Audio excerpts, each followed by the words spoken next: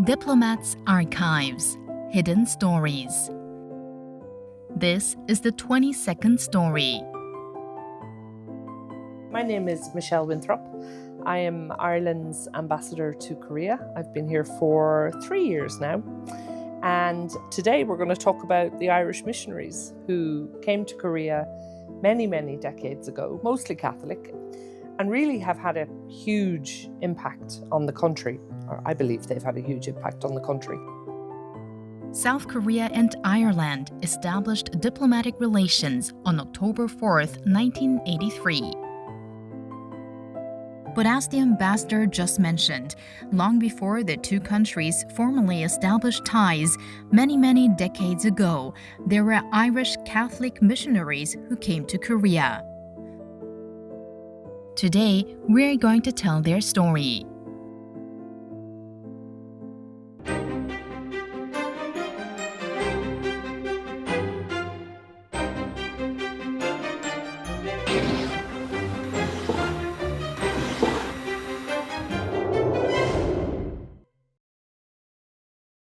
Ireland is no longer the Catholic country we used to be. We're not as devout and as religious as we used to be. Actually, we're quite multicultural.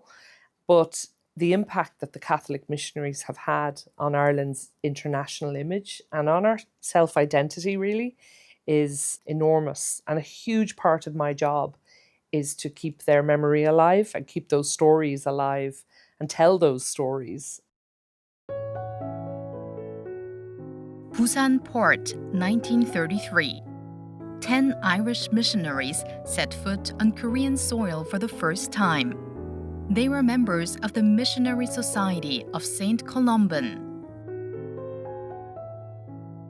The patron saint of the Columban missionaries, Saint Columban, is well known as a saint who traveled across various regions of Europe to carry out missionary work.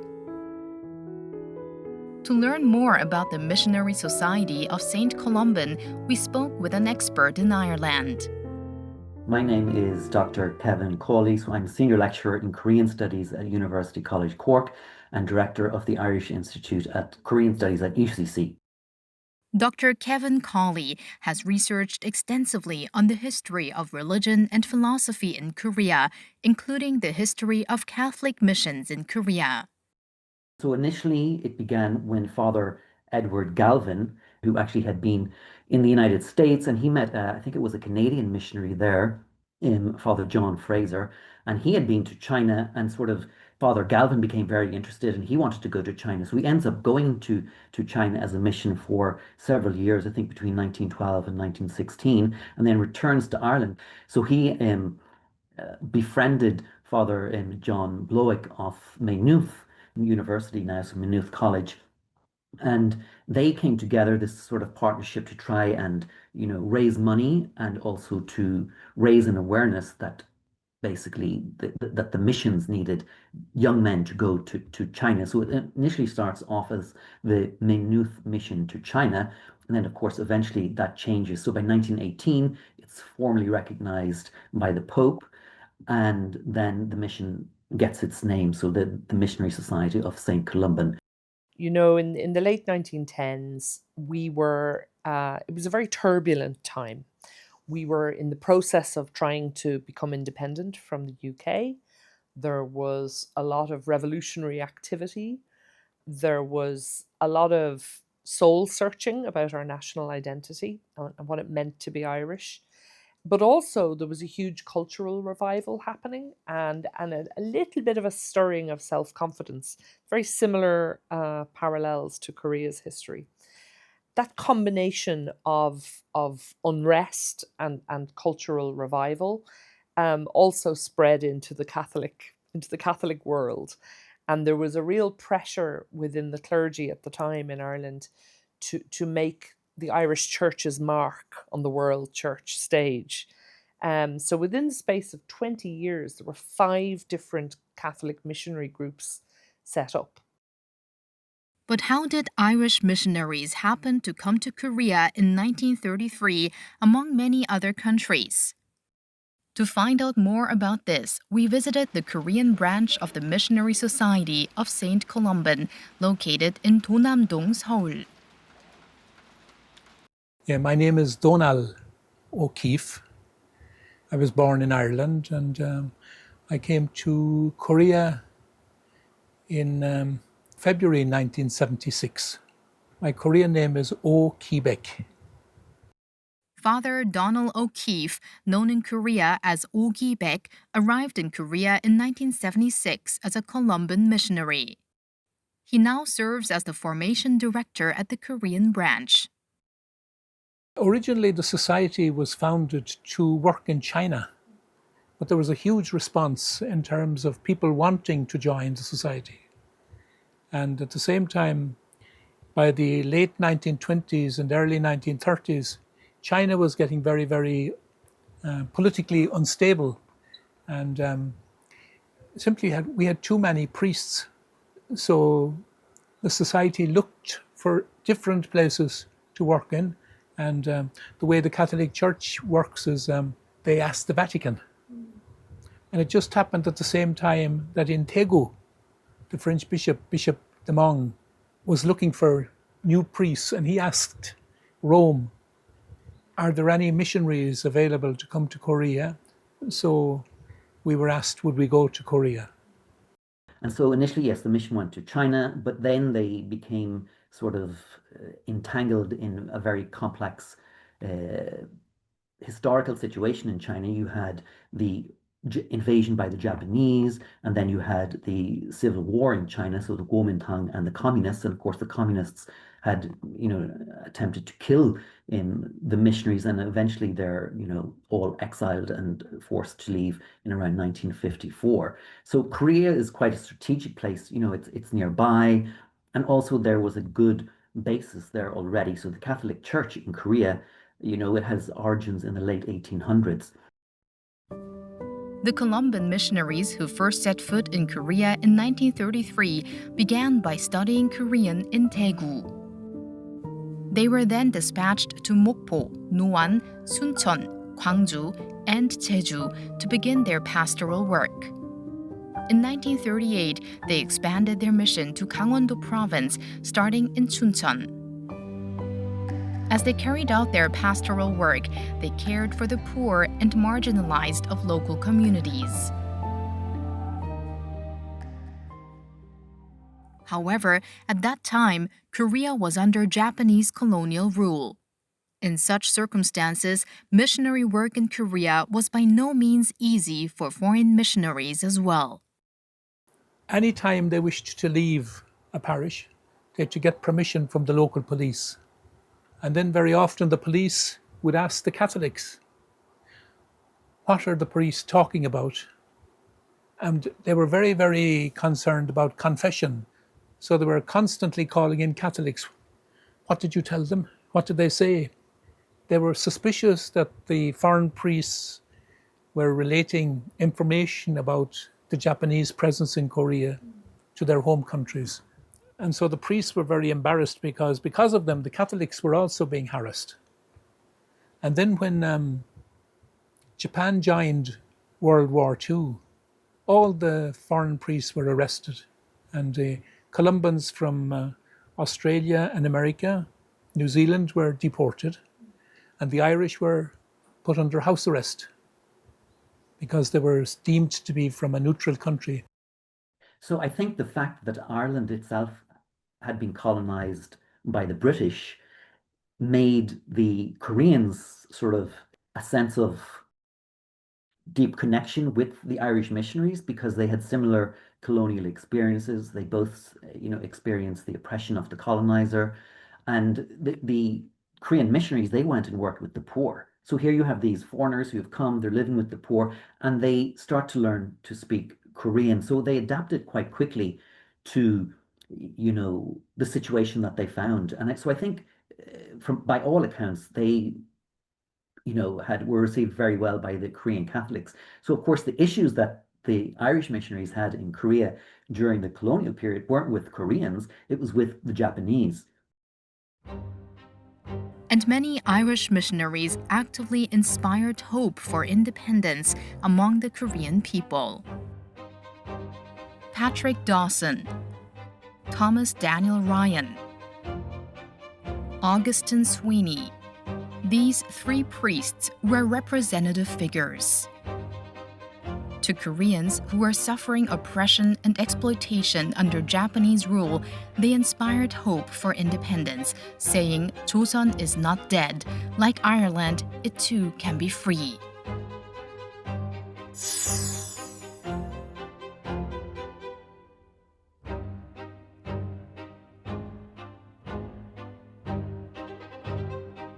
In December 1941, the three priests were arrested by the Japanese on charges of spreading false information and sacrilege and endured great hardship. In 1999, the Korean government posthumously awarded the Patriotic Medal to Father Dawson and the National Medal to Fathers Ryan and Sweeney, honoring their contributions. And last year, these three priests also received the Independence Hero Awards. The records of the Columban missionaries' lives in Korea have been remarkably well preserved from the early years until today.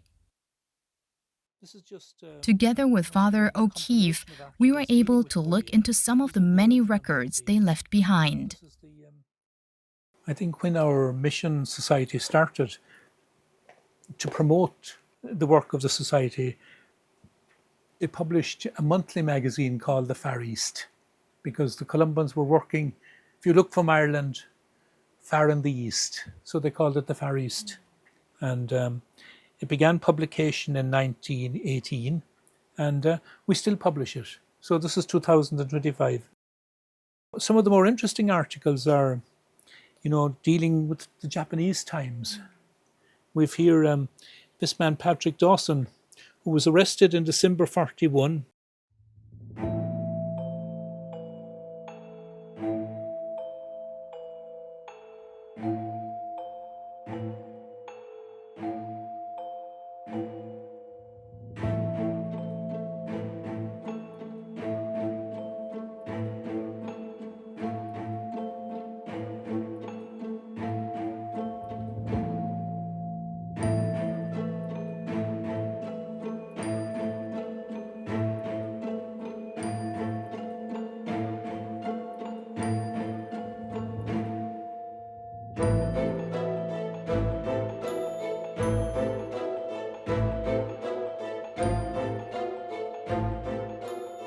In these writings, the Korea of that time and the missionaries' affection for the country remain vividly alive.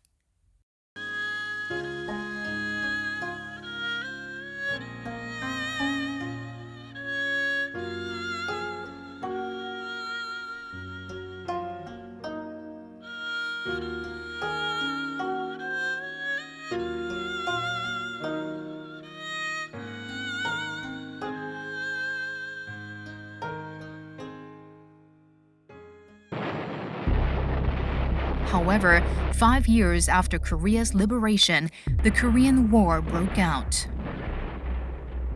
Even then, the Columban missionaries did not leave the country but remained with Koreans. In that process, many missionaries became martyrs.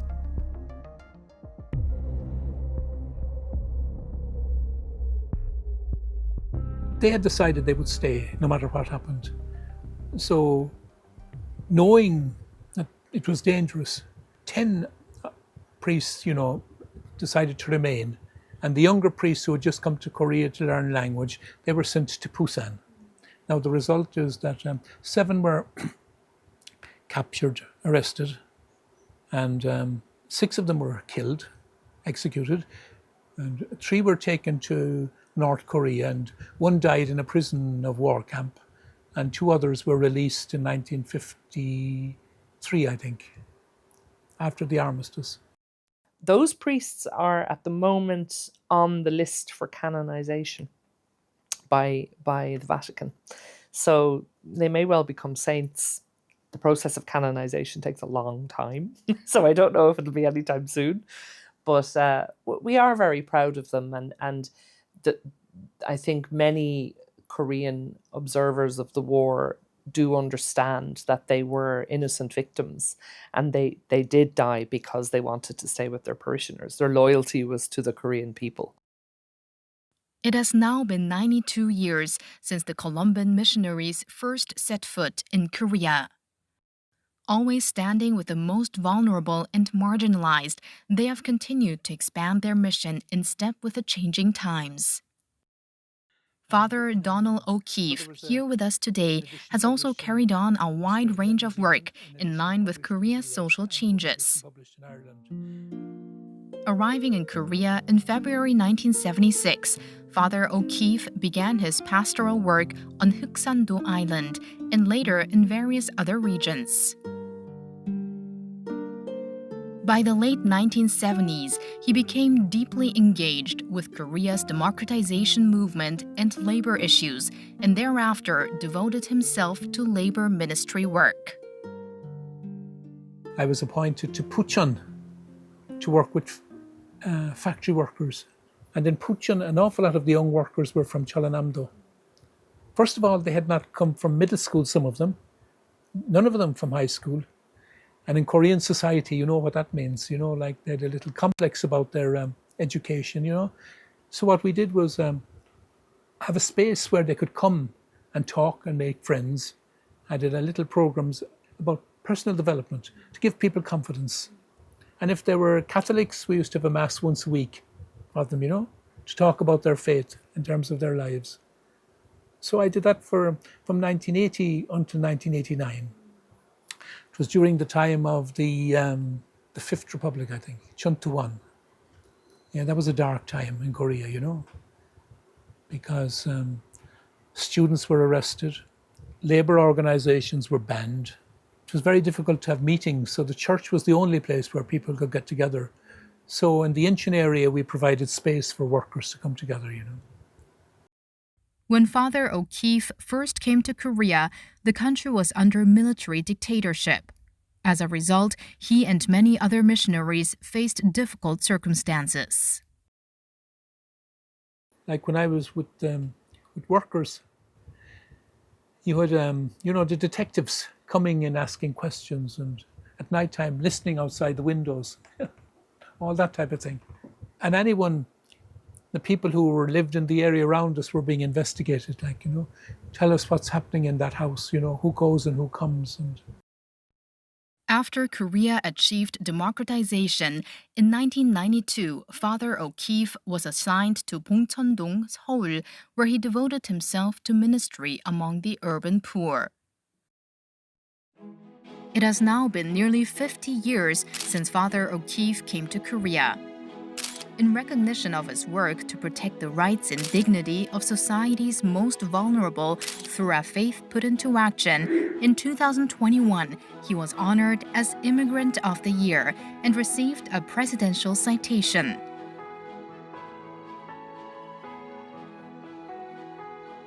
Following the Columban missionaries who first set foot in Korea in 1933, in 1958, 5 Irish monks from another religious order arrived in Korea. They belonged to the order known as the Hospitaller Order of St. John of God. The Hospitaller Order of St. John of God is known to have originated in Granada, Spain in the 16th century. And it was formally approved as a religious order in 1572, and by 1586 had full religious status. St. John of God is well known as the patron saint of the sick, nurses, and hospitals. Born in Portugal in 1495, St. John of God established hospitals to care for the sick. He devoted particular effort to helping those suffering from mental illness. As its patron saint's life and name suggest, the Hospitaller Order of St. John of God is a religious order focused on medical service. Headquartered in Rome, the order today operates in 53 countries worldwide, managing more than 350 medical institutions, as well as facilities for disability services and social welfare. But why did the Irish province of the Hospitaller Order of St. John of God send 5 brothers to Korea in 1958?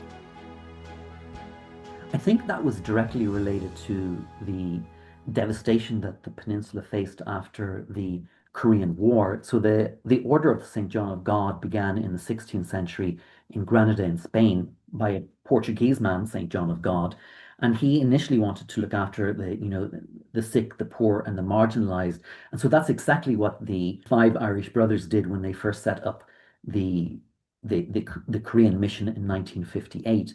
So again, they were looking after particularly refugees and orphans, and they were invited by the Bishop of Gwangju to develop a clinic, and then this ends up becoming a hospital. The St. John of God brothers have as part of their mission kind of medical care. That's part of their unique identity. And they arrived and they had a plot of land, just a plain area of land, and turned it into a big fabulous hospital, St. John's Hospital in Gwangju. Our team visited the St. John of God Hospital in Gwangju. Located about 3.5 hours by car from Seoul, Gwangju is widely known as the center of the May 18th democratization movement and as a city of culture and the arts. And the hospital is located on Taebongno in Bukgu, Gwangju. 안녕하세요. 저는 백성호 로카서라고 합니다. 22년 8월 1일자에서 병원장에 임명돼가지고 지금까지 이렇게 일하고 있습니다. 저희는 병원은 생활에 관해서 정신병원이 하나가 있고요. 매년 한 5만 명에 대한 부분의 외래 진료를 좀 받고 있고요. 병동은 안집이라는 폐쇄병동, 그다음에 샘터라는 개방병동은 플러스 낮병동이라 해가지고 낮에만 운영하는 또 병동이 있습니다. 합해서 약 3만 명 분이 저희 병원을 이용하고 있습니다. 내과는 1년에 한 2만 7천여 분이 병원을 지금 외래 진료를 받고 있고요. 피부과는 좀 손님이 좀 많으셔서 약 8만 명이 지금 이용하고 계십니다.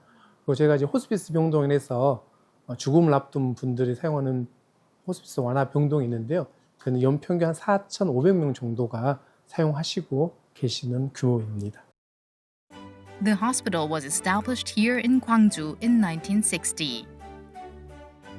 The Irish province of the Hospitaller Order of St. John of God purchased the land and building, rebuilt it into a modern hospital, and opened its doors for the first medical services on January 2nd, 1960. And for the past 65 years, the hospital has been treating countless patients at the very same location where it was first established. We had the opportunity to meet the chairperson of St. John of God Hospital. He has been serving at the hospital since 1978.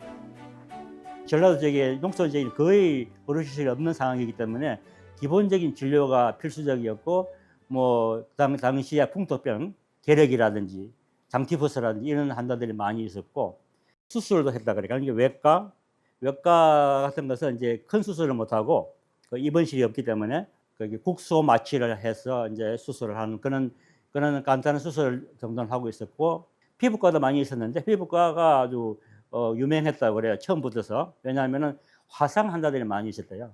제가 직접 드레싱하는 것도 배우고 치료하는 데도 저도 해봤으니까요. 아주 심한 사람은 제가 듣기로는 미국으로 하와이로 보내기도 했다고 그래요. 치료과는 구별 없이 다양하게 닥치는 대로 이제 필요한 만큼 일을 할 수 있는 만큼 한 것 같아요. Thanks to the Irish monks and those who shared their vision, the hospital was able to save and treat many patients.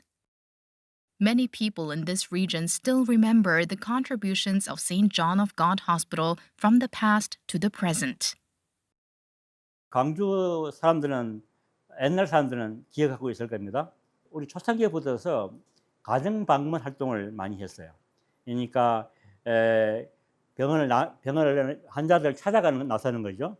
무덤 경기장 그 지역이 여기서 가까운데 당시에 피난민들이 모여 사는 어떤 비난민촌을 이루고 있었다고 그래요. 거기에 우리 수사님들이 나가서 가난한 사람들 이제 먹거리, 뭐 옥수수, 밀가루 이런 것도 이제 드리고 또 약품도 지급하고 그런 빈민촌 방문뿐만 아니라 아주 우리가 특이한 사업 하나가 나 환자촌 돕기. 거기에 우리가 수사님들이 방문하고 치료 활동도 하고 의약품도 드리고 또 중요한 것은 농사 짓고 자립하며 살아라고 논도 사주고 그랬다는 그런 이야기를 들었습니다. And the home visits initiated by the Irish monks have continued as a tradition to this day. 1960년도 시작할 때부터 했던 아일랜드 선교사 수사님들이 하셨던 게 가정 방문을 많이 다니셨습니다. 지금은 이제 가정 전문 서비스라는 게 좀 더 확장이 돼가지고 저희도 지금 두 분의 선생님이 활동을 하고 계십니다. 한 분은 호스피스에 가는데 암에 대한 손님을 보고 한 분은 일반적인 손님에 대한 부분을 보고 있고 또 때로는 어려운 분이 있다고 하면 또 수도회의 후원을 받아가지고 그분들 좀 도와주기도 하고 가장 지금 뜻깊은 일을 좀 하고는 있고요. And there is one particular field in which St. John of God Hospital is especially well known in Korea: psychiatric care. 저희 수도회하고는 정신질환하고는 관련이 깊습니다. 왜냐하면은 첫째로 저희 이제 창립자, 저 수도회 창립자가 전주의 성요한인데요. 어떤 영적인 체험을 하면서 고함도 지르고 미친 행동 같은 거 하면서 사람들이 일단 정신병원에 입원시킨 경험이 있어요. 그 당시 정신병원이라는 것은 치료하는 게 따로 없었죠. 그냥 가다 놓고 이제 때리고 그런 시설에서 비참하게 이제 환자들이 이제 고생하는 것을, 고통받는 것을 보고 제가 이 병원을 나가면은 내가 이런 환자들을 위해서 일을 해야 되겠다는 생각을 하게 됐다 그래요. 그래서 아일랜드 사람들도 아일랜드에서 정신과 병원을 운영을 하고 있었어요. 또 세계적으로 우리 수도회들이 정신병원들 많이 운영을 하고 있고 다른 유럽에서는 물론 다른 종합병원도 많이 운영을 했지만은 정신과 환자들 특별히 돌보는 일을 각 나라마다 좀 하고 있었습니다. Until the 1970s, mental health issues were not treated as a serious social matter in Korea. There were psychiatric hospitals, but not many, and public awareness about mental illness was very low. As a result, many patients ended up in unlicensed facilities instead of hospitals. This led to numerous cases of human rights violations. In this situation, St. John of God Hospital began outpatient neuropsychiatric services in 1973. From there, it gradually expanded its mental health care services. And in doing so, there is one Irish monk who played a very important role. 우리 아일랜드 사람 한 분이 자기가 내과 의사였는데 다시 한국의 상황을 보시고 다시 아일랜드로 들어가서 정신과 전문의 과정 공부를 하시고 다시 와서 개원을 했다고 그렇게 제가 알고 있습니다. 그분 이름이 제가 그분을 빼뜨릴 수가 없어요. 브라이언 콜간이라는 분이신데 그분이 정신과 의사고 그분이 우리 여기 한국에서 정신과 사업을 이제 일으킨 제일 큰 일을 하신 분이죠. Brother Brian Colgan was instrumental in establishing the psychiatric department at St. John of God Hospital and is also recognized for redefining the concept of mental health care in Korea.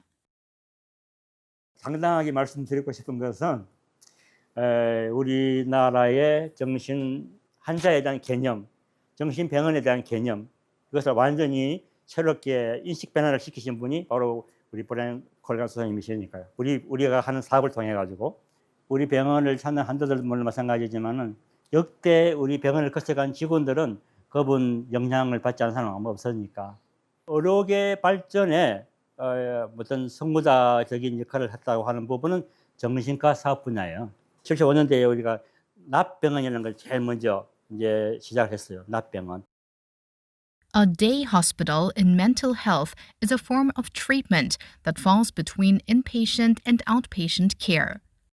It's a partial hospitalization system where patients receive rehabilitation during the day at the hospital, then return home in the evening. You can think of it as a place where patients who struggle with daily life and social functioning due to mental illness attend specialized treatment programs during the day to manage their symptoms and prepare for reintegration into society. St. John of God Hospital in Gwangju was the very first in Korea to introduce this day hospital system. 당시의 환자들은 감옥 같은 곳에 철장가 있는 곳에 가두어 놓고 이제 사회와 분리하는 그런 시대였죠. 정신질환자에 대한 올바른 이해가 없는 그런 시대였는데 정신과 환자들을 집에서 출퇴근하면서 낮 동안에 와가지고 필요한 치료 보료를 받고 집으로 가고 하는 그런 납병을 먼저 실시한 것도 하나의 중요한 이야기지만은 우리 병원은 철장이 없어요. 정신병원이라고 우리가 부르지 못하게 만들었어요. 우리 브라이언 사님이 우리 새로 이름을 짓자. 생활회관. 그래서 이제 이 생활회관이라는 것은 삶을 배우는 학교. 누구나 다 서로 상호작용에 의해서 너나 할 것 없이 함께 우리는 서로 사람 인간관계를 배우면서 성장하는 그런 곳이다. 그러면서 이제 환자라고 부르지 않고 손님이라고 불렀어요. Our team had a chance to briefly look around the psychiatric ward at St. John of God Hospital. We were asked not to film where patients were present, so we focused our cameras on spaces without them. In many psychiatric hospitals, coercive treatments such as isolation or restraint are routinely practiced. But here at St. John of God Hospital, calming patients through conversation is the top priority. And patients are never tied to their beds with straps. Thanks to this approach, the hospital is well known as the hospital without straps. As we walked around, this place felt different from ordinary hospitals, almost like a school or a community center. Warm-colored walls and carpets, charming little decorations, various exercise facilities, and even a cozy garden for walks. Everything conveyed a genuine sense that those who come here are treated not as patients but as guests. 그래서 저희가 아직 그 생활회관 정신과에 대한 부분들이 있어서 좀 이게 알게 모르게 좀 이게 견학들이 많이 오세요. 제가 이제 안정화기법이라고 해서 손님들 힘든 분들 오셨을 때 격리하지 않고 그런 기술적인 부분을 할 수 있는 걸 나름대로 선생님 한 분이 계속 공부도 하시기도 하고 해서 그 팀이 좀 구성이 돼 있어서 그거에 대한 전파하는 부분들. 그래서 거기에 대한 세미나도 열기도 하고 그러면 전국에 있는 이제 병원에 대한 정신병원에 그런 손님들 오셔서 보기도 하시기도 하고. Many medical professionals visit this hospital for training and observation, but running a hospital like St. John of God Hospital psychiatric system is said to be no easy task. 직원의 수가 월등히 많은 편입니다. 저희 병원이. 그러다 보니까 운영하는 입장에서는 그게 쉽지는 않으실 것 같아요. 저희는 이제 말 그대로 수도회의가 있고 수사가 원장이다 보니까 일단 수입보다는 조금 더 그런 정신의 좀 사명에 맞춰서 하다 보니까 운영하고 있고요. 그렇지만 저희 병원에도 좀 좋은 그런 마인드를 가지는 의사 선생님들이 많이 계세요. 그분들에서 만나 뵙고 하면 대부분 그걸 수입하는 부분과 이 사명이라는 부분을 어떻게 절충하려고 정말 무던히 고생하는 분들이 많이 계시거든요. 그래서 그분 한 번씩 만나 뵐 때마다 저희는 좀 더 잘해야 되겠구나. 항상 저희들 만나면 너무 잘한다 그러는데 우리가 지금 수사님들 했던 명성을 좀 따라가고 있는가? 좀 그럴 때마다 조금은 저도 이제 고민이 되는 것 같긴 해요. Many mental health professionals have praised this hospital as the best mental health hospital in Korea, and its case is even included in a textbook on psychiatric nursing.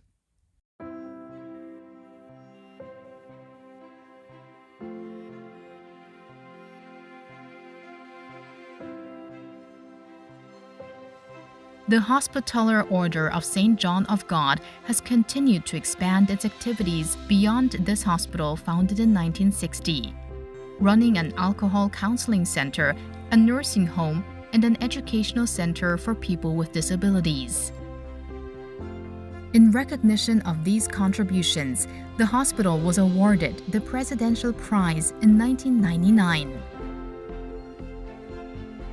At the entrance of St. John of God Hospital, you can see an inscription of the spirit of St. John. Our mission is to serve all who come to us for help, without discrimination based on gender, race, skin color, or religion. We devote ourselves to providing guest-centered, humane services and holistic care. 왜 오셨겠어요? 이 불모지 극동 지방에 그리고 가난하고 전쟁으로 폐허된 이곳이야. 그 오신 이유는 뭐 나는 단 한 가지. 그분들의 어떤 선교사 정신. 그리고 그분들은 어떤 뭐 설교가 아니에요. 말이나 어떤 좋은 설교에 의해서 삶을 하느님을 전파한 것이 아니라 자기의 몸으로 그 어떤 그런 정신을 살아낸 사람들. 그분들은 그 수도원 안에서만 정말 오로지 손님들만, 환자들만 보고 계신 분들이었거든요. 그러니까 사실은 이게 선교사 온다는 것은 자기가 믿는 종교에 대해서 전파하는 거잖아요. 근데 저희는 이제 그것도 목적도 있지만 사실 그 삶을 보여주면서 자연스럽게 전파된다고 하면 우리가 하는 이 역할적인 부분에 대해서는 잘하고 있다고 평가되는 것 같습니다.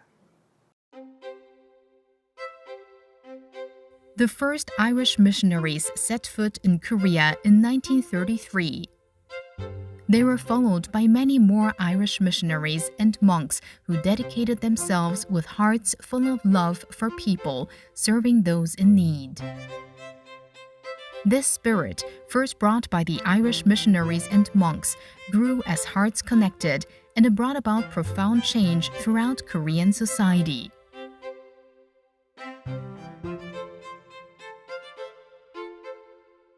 And here is another place in Jeju where these hearts came together to create extraordinary change. The amazing hidden story left behind by Irish missionaries in Korea will continue next week.